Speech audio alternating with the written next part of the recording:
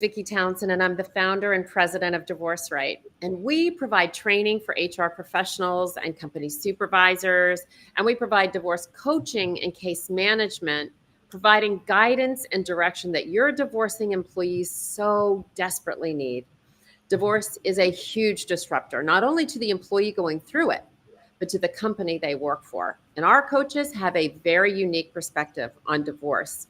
And they have a deep understanding of the legal, financial, and emotional aspects. And they can handle even the highest conflict of cases with compassion and professionalism. Our coaches are trained to look at the entire picture, helping your employees make good decisions based on their goals and their expectations. So, if you're an HR benefits manager or an HR benefits provider or consultant, please reach out to us and see if adding our suite of solutions is a good fit for your business. And I want to introduce you to Paulette Rigo. She's my friend, she's my colleague, and she is an incredible certified divorce coach and mediator, and she's one of the best in the business, and is the director of coaching and case management here at Divorce Right. Hello, my friend. Hello, Vicki. I'm so glad we have this LinkedIn Live going on. I am too. I'm really excited that we're going to be talking today about solutions for employees and for their financial success. And we've got a very special guest, Angel Duncan. So I want you to meet Angela. I'm sorry, I said Angela Duncan. She is a woman who defied the odds and survived a childhood of abuse and poverty. Angela was raised in Section 8 housing, welfare, and was working at a very young age. With 25 plus years of personal finance study, Angela has honed her expertise to inspire hope through financial literacy. Angela embarked on a diverse career in banking, financial advising, owning a top 10 RE/MAX office with over $2 billion in sales, and establishing and selling an insurance agency. She is a serial entrepreneur at heart, and now Angela is committed to closing the poverty gap by empowering others to change their financial future. She is the host of Empower Her Money podcast, a top 5% podcast globally. She firmly believes that no one should start there, no one where one starts, no matter where one starts in life. They have the power to shape their own destiny. I apologize for all of that tripping, Angela. Thank you so much for being with us today. No problem. I'm super excited about our conversation today. It's an important one. So I will let Paulette get us started. Well, Angela is an angel, so whether we call her Angela or Angel, I'm sure she won't hold that against you. So, well, being that your expertise is money, and thank you for sharing a little bit of your own story. And I could see why having that experience as a child left such a mark on you, right? A tattoo of some ways. And good for you for helping others rise above any other fear about money. But as we all know, or don't know and are about to learn, divorce isn't free. And there are ways to save money and all that, and that might be another conversation. But divorce affects money. 80% of divorce involves the sale or purchase of real estate, but 100% of divorce involves money. So it is an important part of it. So divorce is expensive, and couples can lose both the financial piece with assets and income, right? That's just going to be a given. But so let's think of it from the employee's point of view. Like, why is having a financial stable employee important for the company? Yeah. So if you think about from an employer's perspective, when an employee is going through a divorce, like you've already talked about, it can be extremely stressful. You have no idea where that employee might be at, how difficult is the divorce. It's going to change their life. And so as an employer, you want to keep that in mind, because stress leads to lack of productivity. It leads to lack of sleep, which could be lack of clarity in the job. They might be more accident prone. So you really have to think about all of those things with your employee. And so taking the time to, meet with that employee and kind of have a great understanding of where they're at and how you can help them as an employer, because obviously you know that they're going to get through this time period. So how can you support them best while they're going through this, but also keeping the employer as, top of mind because they still have a job to do every day. So I think it's really important for your employer to have that communication and to allow that employee to have open communication with you as well.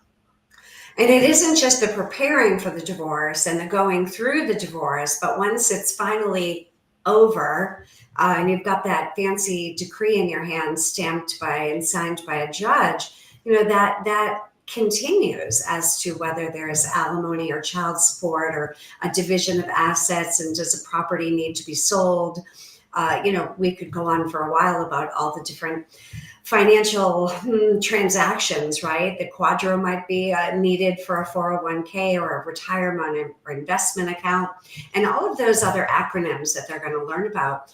But when they're finally divorced and they have it completed, it's an ongoing journey of learning to shift from being in a dual income household with one home versus perhaps a dual income with two homes. And then if you're co-parenting and all of that, it really is important for the employer to understand that financial stability is important for them after the divorce, not just before and during. But so how do we keep them on track so that if they do get stressed out or overwhelmed, how can the employer really keep them focused on their work? It's not easy. Yeah, so some exercises, before the divorce is final, it's a great idea to think about what is your budget going to look like. Now that you may not have two incomes, but you also may not have twice as much expenses. So figuring out, what is my income today? What are the expenses that are mandatory? Housing, food, gas, utilities. What does that budget look like? And then, do I have enough money to meet that budget? Or, am I going to have to really think about that? Because your lifestyle is going to be completely different. So we want to help them to live within their means. So having that budget is extremely important, but encouraging them, this is a time in your life now where maybe you want to pick up a hobby. Maybe you want to create some more income for yourself, and thinking outside of the box and ways that you can encourage them to help create that extra income, so they're not necessarily coming to you for a raise because of their situation, right? That's the worst possibility, is the employees coming to you saying, hey, I'm going through a divorce, I need more money. Well, let's first educate you and figure out where are you at with your financial information, and then how can we help you create income or cut expenses so that you can still live a comfortable life without coming to the employer and asking them for a raise because of your situation. I see it all the time. I'm also a mediator. And as soon as we have to sit down to do the child support worksheet and fill in all the budget and all that, and then the domestic relations financial affidavit, I don't know the percentage, but it's a high percentage of people that simply don't have a budget. Yeah. And how scary is that? I mean, the divorce itself is already extremely scary. The what if when everything is done, and how are you going to feel? What's your new identity? There's all these things that you're going through, especially as women is in divorce situations, because we may not have had the income that the husband had, and we still have the responsibility of the children. So that loss of identity, as an employer, I have to be able to understand that, my employees going through that situation, and to be empathetic with them, but also to be there for helping them figure out their own financial goals without them feeling that extra stress afterwards, because I do have to keep my company and the other employees in mind as well. And I have to say, I know sometimes making that budget is a daunting, tedious task. Is that a nice word to put it? But once you've done it, it's empowering, and you know what you've got, you know where it's going. There aren't any surprises, or if there are, you can make some tweaks. Maybe that landscaping company is too expensive. Maybe I'm going to mow my own lawn. Maybe we're going to put it out for bid and get some other, you can tweak your budget accordingly. But it is empowering. It's a little time consuming to do it, but man, on the other side, it makes a world of difference. So. It really does. And I want to share some statistics with our audience on really what divorce can do and why this topic is so super important, because men suffer with a 22% higher risk of bankruptcy after divorce. women suffer with an 18% greater risk. And divorce is the number one reason that single mothers find themselves in poverty. So think about that. Section 8 housing, getting back to your roots, right? We don't want that for them. We want them to be able um, to learn how to live the way they, comfortably the way they are. And I know that, Angela, you have some amazing tips for employers and the employees and the employers to become like more financially wise, I guess is the word. Can you share, maybe some ways for them to learn about budgeting, and how to live within their means? Yeah. So, from an employer perspective, the way to get in front of this is to truly think about the benefits that you're offering your employee, right? So, you could be offering health insurance, 401k plans, and those are great. But another thing you might want to consider is hiring an outside financial coach that comes in maybe once a month, meets with the employees, is helping them with their budget, figuring out their own financial situation. And the reason why you want to hire an outside person is because the employee is more likely to divulge all of their private information. They don't want to give it to you as the company or as the boss. But if you hire someone from the outside and provide this additional benefit, you're truly telling your employee, I care about you. I care about your finances. I care about your personal life.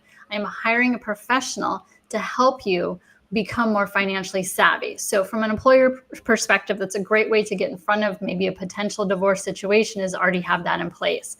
Now, from an employee standpoint, I've got a couple of apps that I want to recommend. The first one, and I did this, Vicki, we were talking about this. We did this 7-day challenge. It's a subscription challenge, and it was challenging you to cancel one subscription per day. And people were asking me, well, how do I find those, right? There's an app called Rocket Money. And when you connect your bank and your credit cards to it, it's going to tell you all of your subscriptions that you're currently subscribed to. It's going to show you how much they are. It's going to show you what's coming up so that you can realize, what are you spending money? And in this new version of yourself post-divorce, do you really need that? Do you really need Hulu, Netflix? Do you need 2 gym memberships? This is going to help you get in front of some of those expenses that are in the future and potentially cancel them so that it's not part of your budget. Another one that I recommend, Get Upside. It's an easy app that you can download for gas. I use it because where I am in Miami, believe it or not, from block to block, it could swing $1 per gallon. So I'm looking for the best gas that fits in my budget, because why would I spend more on the same gas when it's just going to go into my car and be used, right? So Get Upside shows you all the local gas stations and what they're charging for the gas, and then you're just going to go drive to the one that's most economical because it's the same gas between the gas stations. Another one that I recommend, especially during the holidays, is called Card Cash. It's an app that brings buyer and sellers of gift cards together. So for me, I'm a Starbucks person, and it's just something that it's in my budget. I don't want to give it up, but I can go buy a Starbucks gift card from this app and save 10%. So my money's going further. And if I'm going to Best Buy or Walmart, or maybe, my kids like a certain brand of clothes, I can go buy that gift card. And I only recommend using this app for when you're going to buy the gift card, because then otherwise you're going to forget about the gift card. But if you're already intentionally going somewhere and you want to spend money at a retail store, look at the app first and see what's available. It could save you 10, 20, 30% off your purchase. So why not stretch your dollar a little bit further? And then my last recommendation is, if you are going to have to downsize, maybe you guys need to sell some furniture or some belongings as you go through that divorce, use Facebook Marketplace or the Offer Up app, which allows you to reach people locally so that you can sell things that you no longer need. Now, from a woman's perspective, be careful giving out your home address. If you're going to meet someone somewhere, make sure it's during the day, bring someone with you. Safety is a big concern of mine from a female perspective, but at least you have the opportunity to sell things locally, which will save you money on shipping when you're needing to get rid of just stuff that you've accumulated over the years and you just don't need for this future. I found a lot of value just when I was moving, when I left Asheville to come to the Atlanta area. I used Facebook Marketplace like crazy, sold a lot of my furniture. Furniture is kind of hard to get, Mhm. to get rid of. There's not, big demand, particularly for sofas for some reason. Couches, there's just doesn't seem to be a big uh, uh, desire for somebody else's, and of course mattresses and things like that. But I did do well with Marketplace, just in getting rid of it. Did I get what I paid for it? Oh no, not even close. But I do want to say one thing, because I did take the 7 days cancel your subscriptions challenge. I literally saved thousands. I had re- I was being charged. I had an Audible account. I actually had two Audible accounts that I hadn't realized. There were several. I mean, I actually ended up canceling more than 7 subscriptions. Hmm. I'm going to bet you I saved $2,500, maybe $3,000 on subscriptions that I just didn't need. And you know what? I'll tell you another one that I found out, that I was being charged for Netflix, but that comes as a part of my T-Mobile. So I took care of that. So things like that you just don't think of. And I'm not the best. I will be honest with you. I'm not the best with combing through my credit card statements. So it was a big savings. So if you guys are out there, this is a great idea for yourself and for your employees. And I also love that card cash gift card discount. Is there a limit to the number of cards you can buy, or the number of times you can buy those? I haven't reached the limit, so I don't know that there is a limit. It'll list out, it could be that there's not as many cards available. The bigger brands, there's always going to be tons, but sometimes some of the smaller brands may only have a couple, because it's bringing buyers and sellers together. So that would say that would be your limit. But these are all great tips, whether you're going through divorce, whether you work for someone, employer, these are things that you can use right now. What's going through my head is that what I love with Walmart is that they, for the super Walmarts where they have groceries, is they'll do the shopping for you and they'll bring them out to your car. So to use this and get 10% off on your groceries, that's mind blowing to me. Yeah. That's a lot of money. That's a great tip. Thank you so much for that. As we kind of close it up, is there anything else that, and Paulette, you jump into? Yeah, we were just going to talk a little bit about financial education. I really want to talk about how we can help everyone have a better experience financially through this process. Are there any tips, ideas, thoughts behind this, ladies, that we can get out there to the public, so that people don't end up in poverty? They don't need government assistance, and they can get through this in a kinder, gentler way. What are your thoughts? Yeah, so for me, I'm a Christian woman, so almost every church that I know offers Dave Ramsey's course, Financial Peace University. There is usually a cost to sign up for it, but the people that are facilitating it through your church are mentoring and giving their time for free. So obviously I like free stuff. So if you really just want to dive in and get a firm foundation for your finances, that's a great way just to get started. And then, from an employer's perspective, you can hire someone from the Financial Peace University world, or you can seek out a financial coach that specifically looks for employers to help teach their employees about money as well. Great. And my advice at this point is make sure that you do as much of the work that you can yourself before you engage in a litigation process. So once you sign that retainer, that contract, and you put down the retainer, it's this ongoing, cycle of billable hours. Yep. 10-minute increments, month after month after month. And talk about recurring subscriptions. I mean, it's isn't that the truth, right? There's no end. There you've got your checkbook open to these people. And also shop around. I have been a proponent of flat rate legal fees for some time.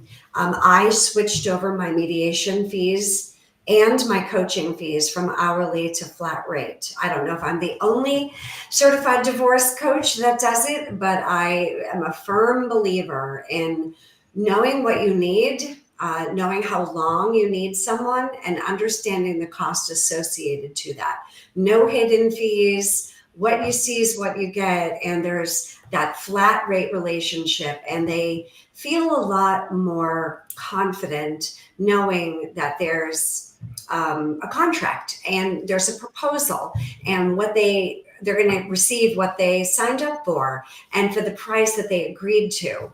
So whether it be an attorney, right, or a mediation service, or a certified divorce coach, or whatever professional that you need. Some of them don't charge fees. I'm going to say realtors and mortgage brokers typically will, they're paid by the transaction or the lender, but some of them don't charge a fee from the consumer. But for the most part, you can really do your research and save a lot of money if you can find someone in your area that will opt for a flat rate service instead of that hourly experience. My clients really appreciate it. I offer different packages as far as what they really need, meaning how long have you been married? How contentious is it? How complicated is your situation? Do you own a business together? Are there multitudes of different ages of children? You get the idea. Everybody's case is going to be different. Some people might have a very simple and they don't need the high-end services. So why should they pay for them if it's not something they need? So that's my 2 cents worth, is making sure that you shop around. And, just because they say their rate is, I don't know, $425 an hour or $275 an hour, whatever it is, say, would you do it for $250, or whatever, and if they won't, they won't, and you'll have to honor that, and you should respect their rate. I'm not saying that you should, try to break them down or anything, but you'd be surprised at how many things are negotiable. They really Absolutely. are. Yeah, absolutely. And the thing that you said that hit home for me the most was do as much of this as you possibly can on your own. Mhm. Don't wait until your attorney says, okay, you need to get me all of your W-2s, your last 3 paycheck stubs, all of those things. Don't wait for that, especially when you're in the stress of once you've kind of gotten that contract going, you've agreed to that. Mhm. The stress of that makes it so hard for you to come up with, a good, timely response. Try and be organized, get your financial picture together, get all of those documents together that you're going to need for money, just like you would for a tax return. Know what your expenses are, know how much, if you want to keep your home, what is that going to look like for you, right? Without your partner. Understand all of those pieces before you walk into a mediation or a litigation where you're asking for something that may or may not serve you. So understanding, that whole financial picture, I think is, a really, really important piece. Angela, how can our viewers get in touch with you? Yeah, they can reach me on Instagram or TikTok as Empower Her Money, which is also the name of my podcast. Would love to answer any questions, that this might have triggered for you. Just send me a message on Instagram. Oh, that's awesome. So Empower Her Money. And if there's any questions, if we can support you or your employees as they move through the divorce process, we see that we're doing some great work with first responders, firefighters, and police officers, um, doctors, surgeons, believe it or not, casino workers.